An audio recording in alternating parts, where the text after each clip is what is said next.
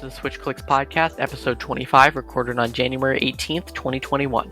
Today we'll be discussing the reveals of Super Mario 3D World plus Bowser's Fury and new Pokémon Snap. My name is Dakota, and today I'm joined by Nathan. Let's go! And Tyler. Hello. About last week, Nintendo tweeted out a photo saying, hey, we're going to put out a trailer out. It was an announcement for a trailer. Nintendo never does that, except in 2021, apparently. Like, instead of getting a direct, we got really short trailer. Well, it was short, but it had a lot of content, a lot of for sure. stuff in it. Pretty much announced 3D World, and then doesn't really look like 3D World. Looks a lot more like Odyssey. Bowser's Fury does not look like 3D World at all. It just looks like a completely separate thing. Like they just took Odyssey. They took they just took a potential Odyssey DLC and then just slapped it onto the game. Bowser's Fury is like funky mode, but like on crack. Funky mode, but the opposite. Funky mode was an easy mode. This is a gangster mode. I didn't know. I never got Tropical Freeze on the Switch. I just knew it was funky. I hate to ruin expectations, but I heard from someone who has a review copy of the game that it only takes 3 hours to beat Bowser's Fury. Oh, I thought we were still talking about funky mode. And I'm like, a reviewer copy? That game came out like 3 years ago. If you're gonna compare this to funky mode, then rip comparisons. Yeah. It is a very weird inclusion. Mario, like 3D World, that was a super heavy multiplayer experience. Where the way this one seemed, it feels like a single player game. Just like Odyssey. Any multiplayer stuff seems like it'd be super hard to deal with because, I don't know, the camera seems to be significantly different. So it'd be kind of worrying. It'd be kind of worrying if Bowser's Fury is a single player only mode, because that kind of ruins the whole fun of of 3D World. You like playing with your friends and screwing with them because it is a 2-player co-op mode as well, so there's that. But like you said, there's the potential issue of camera control, which I think was an issue in Odyssey. You have if you play with like a Joy-Con in Odyssey, you had to hold down a button and then look around, and it was stupid. Yeah, I hope it's good. It looks like a good time. You have Mega Bowser. I don't know, Bowser, Giga Bowser. Whatever the heck he's called. I think he's called Fury Bowser. Oh, okay, that would make sense. Yeah, okay. I'll live with that. That's a direct translation from the Japanese website. There was a fake thing going around that said, this Bowser's name is a direct translation, and in English, it's called Godslayer Bowser. But then it was Godslayer Bowser. I want its name to be Godslayer Bowser because that brings up the question of who's a god in the Mario universe. I guess Rosalina, maybe. Yeah, Rosalina's the only a goddess, I guess, of space. Sure. Mario's pretty powerful. So in the gameplay, it was pretty much just like Odyssey plus 3D World graphics, and then they throw in some new stuff. Basically, all the enemies have cat ears. Yeah, once the trailer was shown off, the internet kind of exploded with like the same 3 jokes. It was either Mario is Goku because he got the Super Saiyan hair. You have the new update to Sword and Shield's Dynamax battles look pretty cool. That was another one that I saw everywhere. And then I don't remember. There was a third one, but I can't remember what it was. The Calamity Bowser is probably the one I remember. Oh yeah, Calamity Bowser. That was the third one. That was everywhere. That was pretty crazy. I wish Pokemon raid battles looked like that. Super glamorous and dark and scary. Good looking. I feel like it's really weird the amount of effort they're putting into this edition, but they're probably putting the amount of effort just to make it so people will pay $60 for because people have been complaining a lot about the $60 price tag on a game that was released like years ago.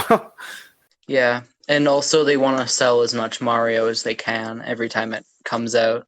I hope they do the same for Zelda. Zelda gets a similar treatment, just not to the same degree, I guess.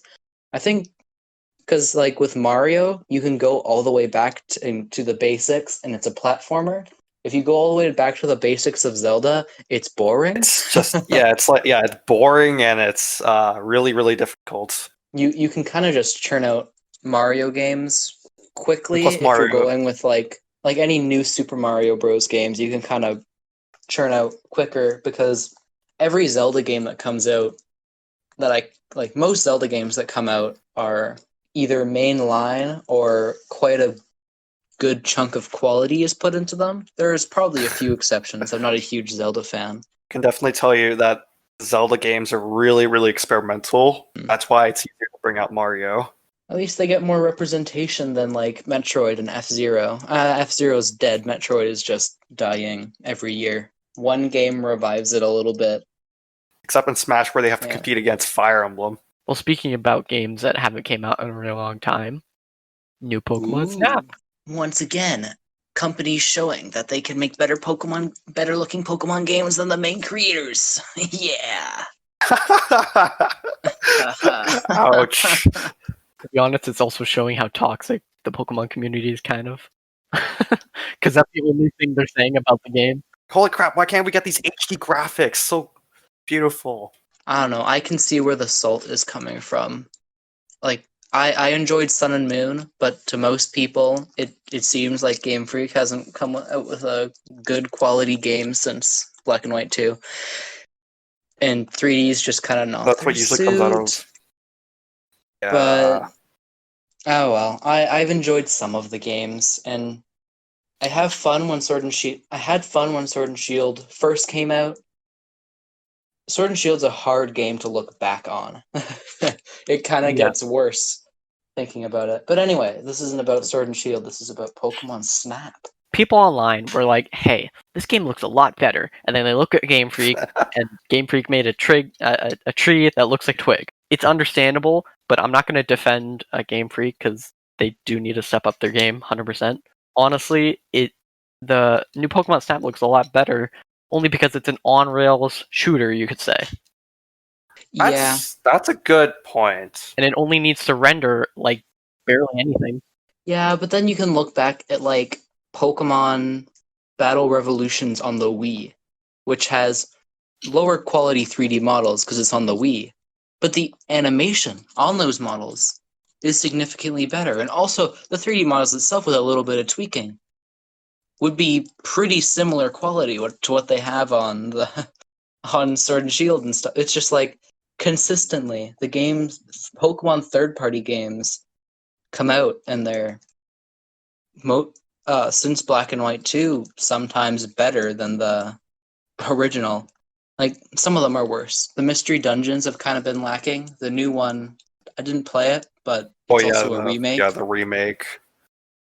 So the most recent is like Super Mystery Dungeon. But Dungeon DX. Colors really saturated in that one, I could tell you that.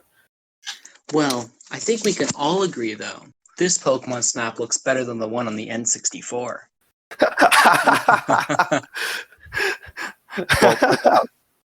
Yeah, without a doubt. I did see when people were talking about it. It is exciting to see a new Pokemon Snap come out because when the first one came out, there wasn't even a Gen 2. There was only 151 Pokemon, and now you have over 900 to work with. Like you can see so many just think new things. Think of how huge this game would be. I don't think it's going to have all 900, but you're going to see a lot more than just Meowth, Grimer, and Cubone.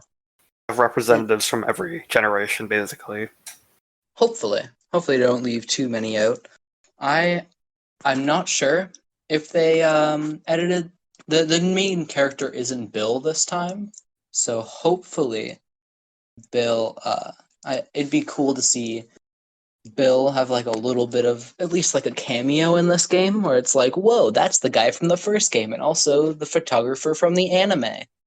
According to, it's over 200 apparently. Okay. Which means 250.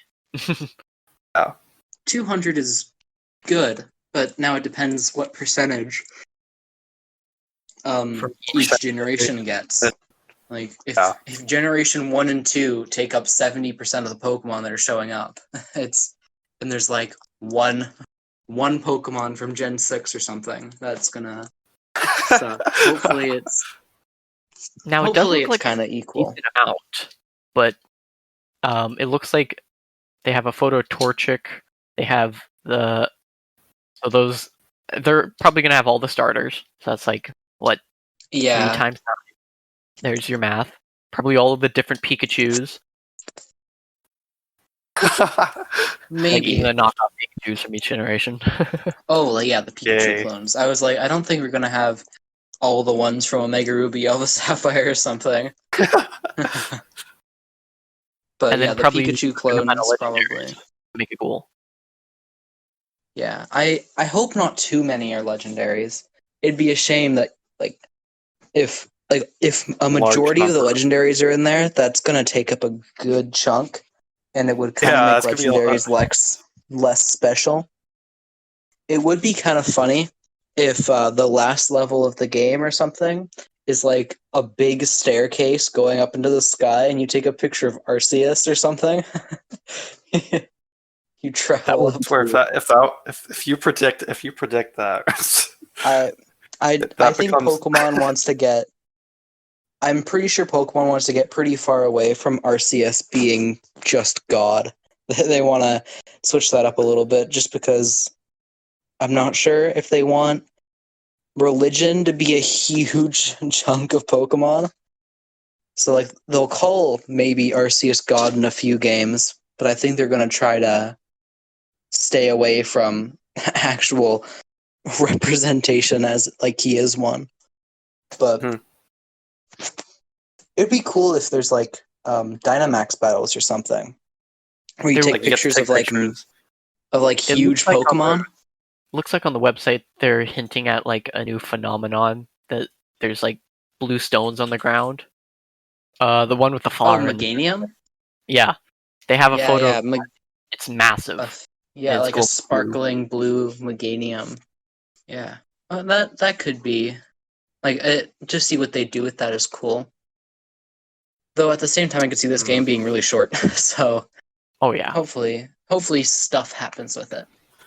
Who's making this game? The Pokemon Company? And Namco. Yeah. Game Freak's too busy with Sword and Shield, or whatever the heck they're working on. Speaking of whatever the heck they're working on, recently there was a leak-ish about Game Freak. Yeah, it's mostly a rumor that Game Freak got registered domain names or something, where one of the subdomains contained Diamond Pearl.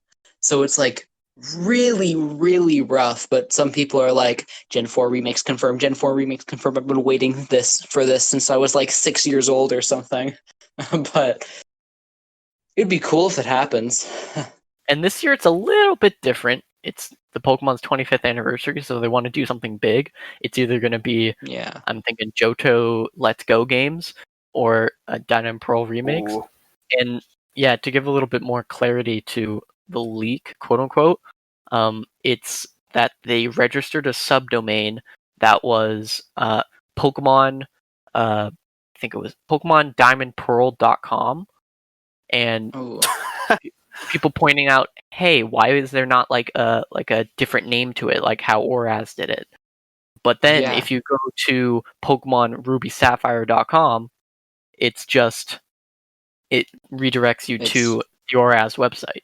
I can easily see these remakes doing, or not, they're going to do well, but people not liking them that much just because it's like there's so much hype building around. There's so much hype building around this since like forever. Any little mistake really is just going to be blown out of proportion because how long the expectations people have been waiting for this. High. Doesn't have a ton of HMs, which it probably won't. I hope they don't make any of the routes too linear and stick with like the exploration, which Diamond and Pearl really nailed.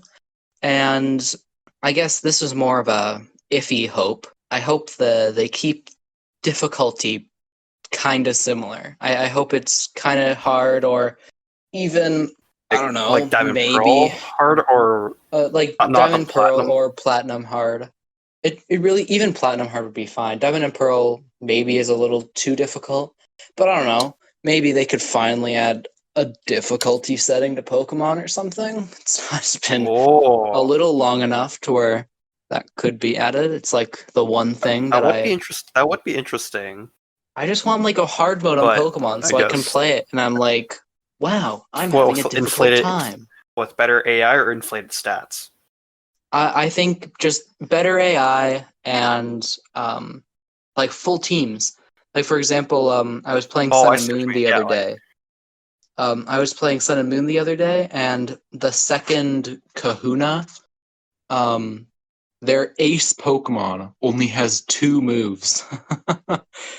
like, like give them full move sets, give them some coverage, just make the game a little bit more difficult. So I'm not running through the game with in Sword and Shield. I pretty much sweeped a majority of the champions team with a Cramorant.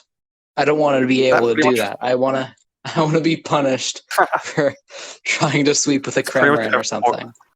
But pretty much every Pokemon game when you think about it. yeah, fair enough. Some games at least, like the earlier Pokemon games, are still easy. I was playing through Black and White the other day. It wasn't that hard. Mm. At least like when you play through it, there's a little bit more of a sense of I could lose here if I don't play it safe. But in newer Pokemon games, I don't know. I just don't feel like losing is that big of a worry. Oh well. I'll still buy it because I'm a filthy suck up. So they're still gonna get money out of me. Just like me with the Zelda games. And I've been saying this from the very beginning. Right now, it's not a good time to bring out the best cards because Game Freak's reputation is kind of on the line now, and they don't have the Yeah. best reputation in the last few years. So if you bring out a game that everybody's been waiting for what, like 7 years now, pretty much, and Mhm. it's garbage, that's gonna be the worst reputation ever. I would prefer if they would start the next generation right now or next year, and they skip a year. Oh my gosh, Pokemon skipping a year, and Whoa. I don't think I've done that before. and we just need a confirmation that they can make a good Pokemon game, and Yeah. then once we're in a good clear, like a good run, then put out their best hitter and make it amazing. It's kind of like a tradition because how many remakes they've made. Making a remake every other year is, I think, really been hurting Pokemon mostly because you could have your whole staff working on a game for 2 years, or half a staff working on one, half a staff working on another. Just, Mhm. I don't know, focusing on one and then make it at least a little bit better. But I don't know. Maybe people will be happy if Diamond and Pearl remakes. I don't think they have an excuse to get rid of the Battle Frontier this time, so people might be a little bit happier. Because like the excuse with Omega Ruby Alpha Sapphire was, well, Ruby and Sapphire didn't have a Battle Frontier, so we're not adding it. But Diamond and That's a Pearl terrible and Platinum, excuse. yeah, Diamond, Pearl, and Platinum had a Battle Frontier, so it better be there. In other news, which probably no one here cares about, I played through the Splatoon 2 Splatfest for the anniversary. Team Super Mushroom versus Team Star. I joined Team Superstar, and unfortunately, my team. I blame the matchmaking system because half the time you're up against your own team rather than the actual competition. There's like you're playing all these useless matches. Like maybe every 5 matches or so, you get to actually play a real productive match. And that's why I believe Team Superstar lost, even though they got the most votes. But like, Is Splatoon kind of getting like almost a resurgence, or are these recent Splatfests just because, like, are they a little thing that aren't really going to happen? Or is Splatoon 2 other getting a little little bit things of that a don't happen. Okay, so it's not like Splatfests are gonna come back in full force at all. No, It's still no, kind of they're like definitely a not coming back. dead-ish game. Yeah, it's Not a dead game, but just not as much support pretty much from dead. Nintendo. So many things kill. So many things kill the game. Like there's this terrible skill-based matchmaking system, which doesn't really work anymore because now you're up against level 100s and such, and really no point in playing it. And also, when Nintendo Switch Online came around, some people didn't want to pay for it, so they left the game. And then I know Splatoon 1 kind of got lucky because it was right near the end of the Wii U's lifetime. So it kind of died along with the Wii U, which is a positive, but then they started Splatoon 2 like right at the beginning of the Switch's lifetime. It's not like Splatoon 2 is going to die with the Switch. Splatoon 2 is going to die on its own. So it doesn't it feels more feeble kind than of the first one. unfortunate that they kind of just left it for Animal Crossing, which actually I'd say helped Animal Crossing a bit. I hope you enjoyed today's episode where we all complained about things we don't like. Please like and subscribe. We would love it if you could follow us on Twitter and listen to episodes on Spotify and iTunes. Join our Discord for insight on future episodes, and see you next time on the Switch Clicks podcast.